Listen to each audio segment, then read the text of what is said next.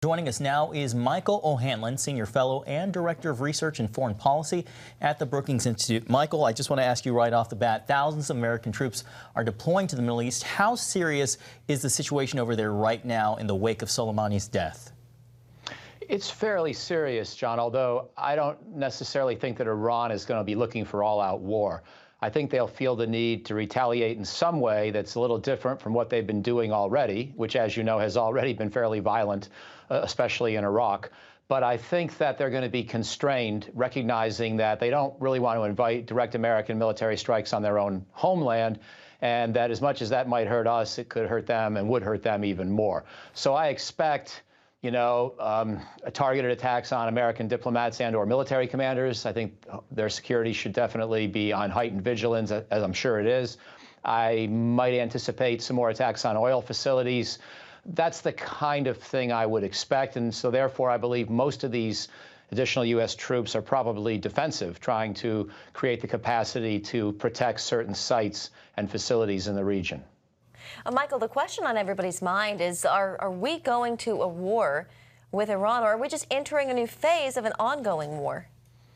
I think, Jenna, more the latter. I think this has been going on in many ways for a long time. The president and secretary alluded to the degree to which Iran is complicit in a lot of American deaths in Iraq since the 2003 invasion, especially in that first 6 to 8 years afterwards. And of course, we had various Iranian attacks in Beirut, Lebanon in '83, Khobar Towers, Saudi Arabia in '96. So it's a long-standing problem, but there will be now a ratcheting up. I'm also worried about the U.S. military presence in Iraq. I would like to keep it. I think it's good for both countries, good for limiting Iran's ambitions and opportunities there. But the Iraqi parliament is very offended by the breach of their sovereignty as they see it, and so we've got to work hard to try to repair that relationship, I think. Michael, what about concerns of retaliation? There's talk of possible cyber attacks. Is that something Iran might do, or are they even capable of?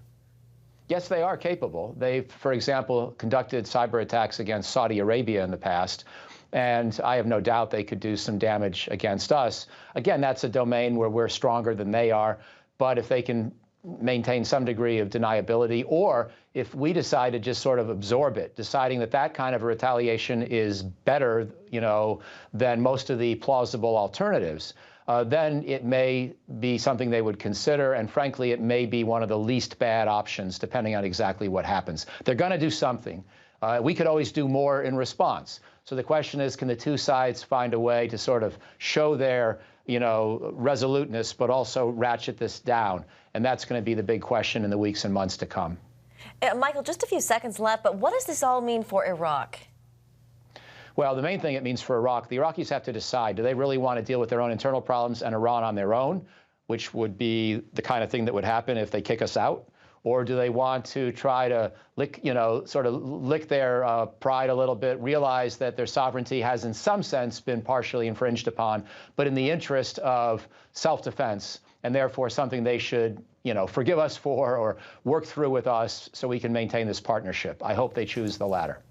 All right, Michael O'Hanlon with the Brookings Institution, thank you so much for being with us today. My pleasure. Thank you.